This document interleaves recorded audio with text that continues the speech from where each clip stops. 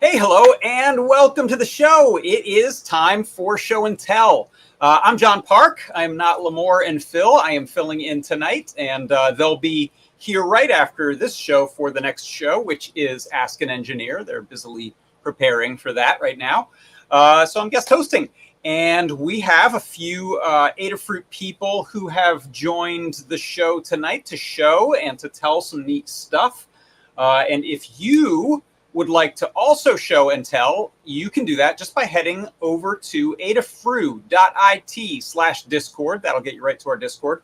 Look for the live broadcast chat channel. There is a link there that will take you to the show and tell, which is in StreamYard. You just need to have your camera and microphone shared into your browser, and you'll be able to hop on and show us some stuff.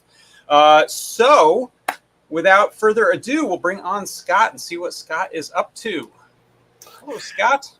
Hey, John. Thanks for hosting. Thanks for having me. Yeah. As folks who watch Deep Dive, which is usually Fridays at 2 p.m. Pacific, plug. We'll talk about this later on Friday as well. You know, I have a bugbear with embedded build systems. Yes, you do. Just super detailed, but I've been really thinking about what I want out of a build system, and so I'm starting to prototype it. And so here what I have is I have a Python build script called build pico libc, which is a version of libc. It doesn't actually build it yet, but what I'm working on is that I just want to just give it like the microcontroller name, like SAMD21 or 51, and it should just figure out like what are my compilation settings. I don't need to know that it's Cortex M0 plus blah, blah, blah. Instead, I could do like, oh, what about an STM32G4? And it can find that it's a Cortex M4 and set it all up for me just automatically. And then once it does more, it would actually build the library for me in that specific mode for that specific microcontroller. Very cool. So I'm, yeah. And in the sense of CircuitPython, we would know like the specific microcontroller name, and then it would be automatically figuring out all of that stuff as well. Uh-huh. Oh, fantastic. I'm interested in that. So that's where I'm going. I think that's my ideal for how to build stuff on embedded or for embedded. That's excellent. The quest continues. Always. And next is fixing the compiler to work better for me, but we'll get there.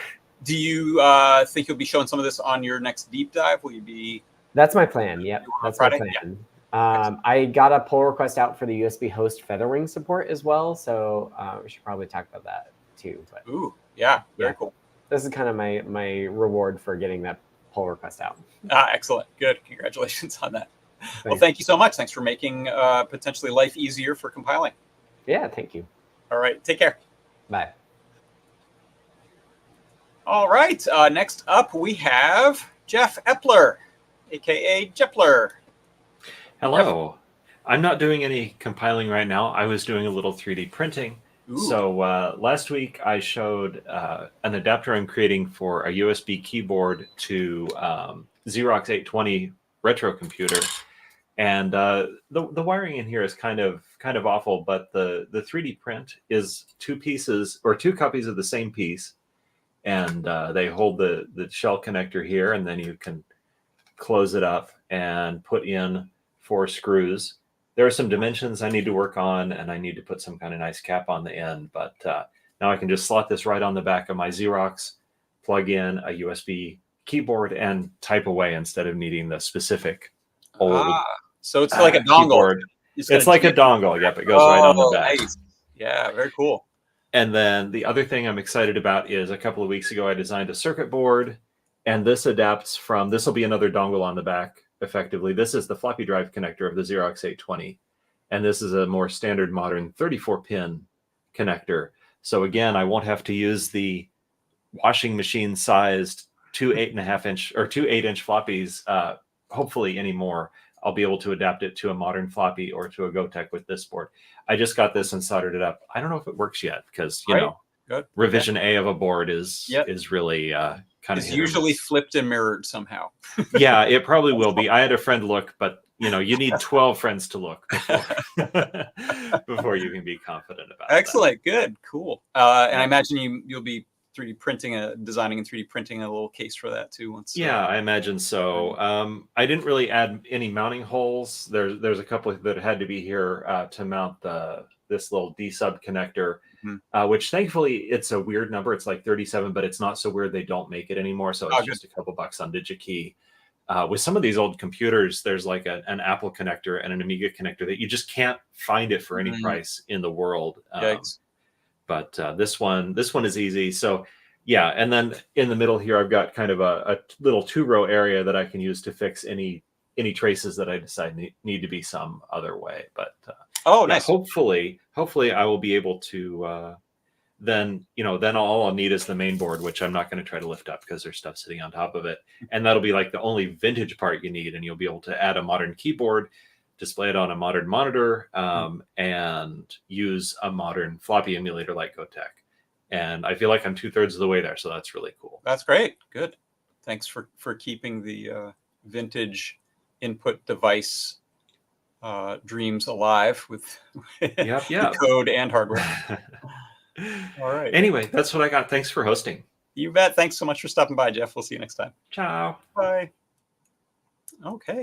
Next up, we've got Erin and that. Hey, Erin. That's beautiful. I am here today to show off some of the photos I got of this incredible astronomical event we had this week. Wow. I was pretty lucky. I got to go out to, I don't know about lucky, but I got to go on a trip out. I went to rural Ohio. Ended up in the middle of a cornfield all by myself with some family and friends, and got to see this amazing eclipse happen. Wow. Now, I don't know if you've ever seen a total solar eclipse, but a lot of people have seen a partial, and honestly, like the difference is it's night and day, literally. It really was something to see. Wow. I want to just kind of show a couple photos. I got a few pictures with my iPhone. This is during totality, and there was a beautiful, basically a sunset, 360 degrees all the way around the horizon. We were right by the woods. I got a few pictures. I taped my eclipse glasses to my iPhone so that I could kind of get these photos. And I got a few different photos as the sun was disappearing. Amazing. But at that moment of totality, like, it was just incredible. The sky went dark, and we were right here by the woods, and all these there were birds and bugs and all kinds of noises and cicadas and the whole thing, and it just went completely silent. Oh, wow. I've never been outside when it was so silent before. That's odd. Yep. It was something. I want to play this just little video. Save 3 of these for Keith's house. Have kids seen the big ones? That is something, man. Look at that red dot. Is that a solar? What's the red dot? I can't see it. What red dot? Listen to the birds. Listen to that. The bugs aren't even making a sound. Dad, come over here. It was just incredible. And like I said, the silence was deafening. You can see the stars right in the middle of the day. And that 4.5 minutes of totality, it went by in a blink of an eye. Wow. I've seen the aurora borealis. This was up there. Here it is, just at the very end, as you can see the moon is starting to move off the sun there. And amazing. The whole place got quiet. Here's a picture. I actually tried with the Memento camera that we've got in the shop to see if I could get some pictures of the eclipse with that. I put it up on a tripod and taped my eclipse glasses to it. But these are the photos I got from the Memento. They were just maybe not quite as good as the iPhone photos. I don't have a zoom. I didn't have any really way to control it. And that was the totality picture that I got. So a little disappointing there, but the iPhone did a pretty great job with the same technique. So that is fantastic. Yeah, here in Southern California, we got a little, third of it crossed the bottom. It did not change the brightness level in the world at all. So like, you really experienced the real deal out there in Ohio. Yeah, it was pretty neat. So fantastic. Thanks so much for sharing those, Erin. Appreciate it. Thanks. All right, we'll see you. Very cool. Okay, let's see. Next up, we've got Liz. Hey, Liz. Hello. So I've been working on an Arduino project, and Scott was talking a bit about the USB host featherwing. I've got that here with an ESP32S3 TFT. And what I'm doing is I'm basically have this keyboard plugged in to the USB host featherwing, and then I'm using Bluetooth on the ESP32S3 to send the keyboard commands over Bluetooth. So basically it's like a USB to Bluetooth adapter.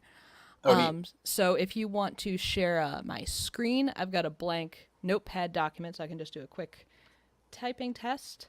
Hello world. And so basically any key press that I sent, yeah, it's pretty responsive. I took a lot of time tweaking it to make sure. And then it also does modifier keys.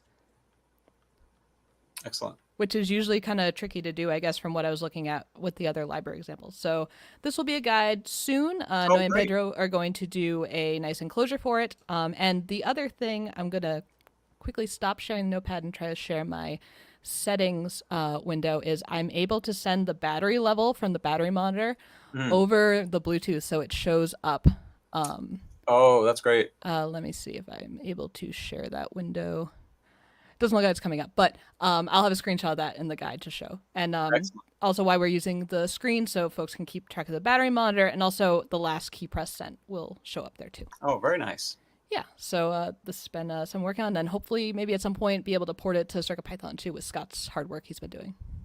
That is great. Yeah, so you are, you can probably massage data on the way in and through, right? Like if you wanted to make it a Windows keyboard or a Mac keyboard, or kind of change UK to US, like you've got sort of a man in the middle there to...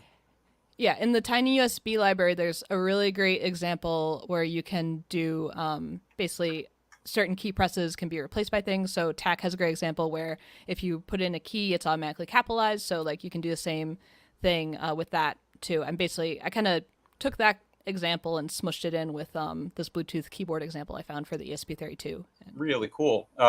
User Jordy G over on YouTube says, I can hardly wait for that tutorial. Nice. Cool. Me too. That's going to be really cool. Thanks, Liz. No problem. Thanks for hosting. You bet. All right. Let's see. Next up, we have DJ Devon 3. Hello. Howdy. You get any feedback or anything? Sounds great. Okay. I have made a I don't know, thingy. I don't know what you call it. It pulls from GitHub. It uses GitHub's API, pulls the last 25 closed CircuitPython PRs, and then displays them in a never-ending loop. As you can see, Dan is right there. Yeah, Dan's been busy today. Yeah. I still have to do merged PRs, open issues, and draft PRs. That is really neat. Yeah, you'll have like the whole gamut of like what is current in PR land for CircuitPython. Really cool. Yep. Can you tell us a little bit about how you've created this? APIs. I'm better at doing it than explaining it. What is this running on? Is this like a PC, a Raspberry Pi? Oh no, this is a microcontroller. This is running on an unexpected maker Feather S3. You can do it on an Adafruit Feather S3 or ESP32S3 Feather as well. It needs a lot of memory because this pulls down a ton of buffer data. Like the latest 25 endpoints is pretty substantial for GitHub. I mean, there's a lot of data that goes with it that I'm filtering out. I'm not showing, but there's a lot of data. I mean, as you can see, the descriptions alone for some PRs they can get pretty long. Yeah. And so I'm using word wrap text and truncating them. So it's just a little paragraph that's only like 10 lines long for the description and 4 lines long, which took a while to figure out how to count the lines so that it will fit in 4 lines or 10 lines. So yeah, it's a pretty nice project. That's really cool. Yeah, I was not expecting you to say that this was running on a microcontroller. Actually, that's really cool. Yeah. Really impressive. It's also pulling down the avatars of the authors, and the avatars can be in GIF, BMP, PNG, or JPEG. Wow. And then I had to figure out exactly which type of image their avatar was, and then load that avatar correctly, the That's really correct file impressive. type. Yeah, great work. And then on the right is a little Octocat that it's hard to see because it's washed out. It's, I'm not as good as photography as you, but it's washed out. There's a little check mark on the Octocat that means closed, which is a sprite Great. sheet. So it'll go Great. through closed or open PRs or draft PRs or whatever. So That is really cool. that's what I've been busy with. Fantastic. Are you maybe going to share that on? It's a work in progress. I don't have it yet, but yeah, I will. Great. I think a lot of people might find this useful. So I don't have a link for that one just yet. I just finished getting the images to work this afternoon. Oh, that's great. We'll keep our eyes peeled for you to post something at some point. I'll come back next week just so that I can post an updated a link so that everybody can grab this. I imagine most people aren't going to really care about it, but Adafruit folks will probably think that's pretty neat. And yeah, for sure. And I think there's probably a lot of interesting techniques in there that people will want to grab for different projects, even the image dealing with different image types and displaying. That was not fun. Yeah. The GitHub, at the end of every image on GitHub, and everyone's avatar is v=4. There is no file extension. Oh, you have to go into the file header itself, grab the file type, extract that, and then do your comparison for different file types. So it'll say PNG or image/GIF or BMP, and that's how you have to figure out which one to display. Yeah, it was a good amount of work. Well, that's cool because file extensions can lie, but headers are less likely to. So headers can lie too. Yeah. Very cool. Well, that is great. We'll look forward to your next appearance with more of this. Thanks so much for sharing it.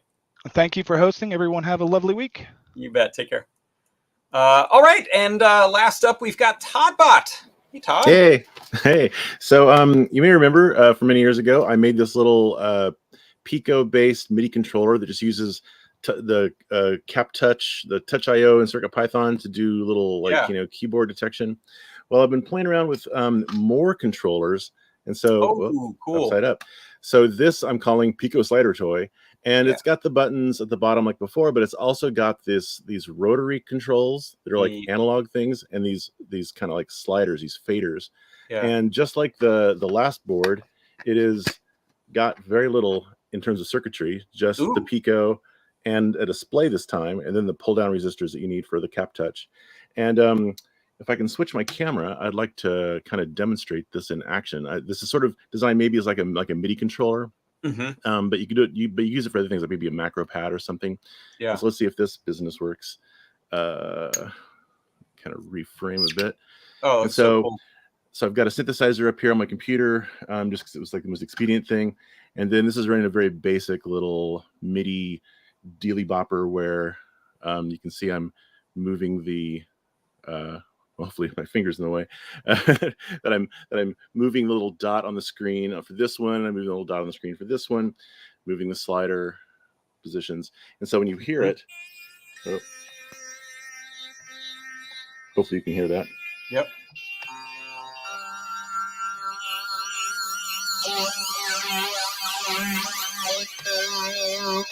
Nice. Oh, just lost that. But so anyway, this is a work in progress. I just got it up in the Tindy store. It's really and I'm still working on getting some of the noise out of the sensor readings. Also, it's hard to do this backwards, but but yeah, this is each of these sliders only requires 3 cap touch inputs, and you basically do like a ratiometric check of like this pad versus this other pad, and do a subtraction and kind of get an analog value from that, and it mostly works. And I'm working on getting some better noise filtering techniques to make it work even better. Yeah, but for now it's kind of usable, and I hope somebody else could if other people would like to try this out, please go to the Tindy store. Yeah, will you post a link over in our Discord for your? Oh, definitely, yeah. Or people can search for todbot, right? Yeah, todbot on Tindy. That's really cool. So the question I always had is with not always, very recently, because I've only seen this in the last couple of years, is these circular capacitive touch controls that act as a sort of rotary dial. What is the technique there as far as what do your traces have to look like and what are you reading? Well, hopefully this will focus on. Yep. There we go. So this is, oh, it almost focuses. It's all you. There we go. There we go. Yeah. So so you can kind of see it's basically just interleaved copper traces. And when you put your finger on a part of the pad, you're getting like maybe 80% of pad A and 20% of pad B. Okay. And so you just do that math and you can figure out where your finger is using just those three positions. And so you have to have this interleave sort of feature so that you get like partial reading from both for both pads. But this has been a technique that's been around in the Cap Touch Sense world for like 20 years or something. Oh, wow. I've always wanted to play with it, and I figured I'm sure I could make CircuitPython do this, and it turns out I can. Yay. Oh, really cool. I love it. Do you have those standalone boards that you just showed available as well? Thing. I've got a whole bunch of them. If people want them, I'll put them in the store. Yeah, I think that would be neat, because just to even experiment on a separate project and add one or two of those. It's just, it takes like a header, plugs into a breadboard. This is how I've been testing it. And yeah, you can like play around with the whole Cap Touch circle thing. Yeah. I haven't made a linear one yet, but it's the same sort of math and stuff. Yeah, that's really rad. And is there a little like RC circuit? I saw some components on the back of that, I think. Is there like no, there's just the pull down resistor that Touch IO needs to sort of put the pin in a defined state. So the way this like Cap a Touch mega ohm works, resistor or something. It's a 1 meg resistor. Is it pulls the pin high and then waits for how long the pin goes low, and that how long depends on the RC of the sort of R of the world plus this pull down resistor and the capacitance of the world, which includes you. And so as you get close, you increase the capacitance, and as you are farther away, you decrease the capacitance. Also, like as the pad gets bigger, it increases the capacitance, as you'd expect. So if you have a really big pad, it's really hard to read because it takes too long to kind of charge up the pad with energy. I see. Yep. But yeah, but it all works for for pads around an inch in diameter or smaller. Works great. Really cool. Yeah. Thanks so much for sharing that. I love it. Very cool demo. And the Pico Touches or Pico Slider toy is looking really cool. Pico Slider toy. Pico Slider toy. Yeah, I'm not very good at naming things.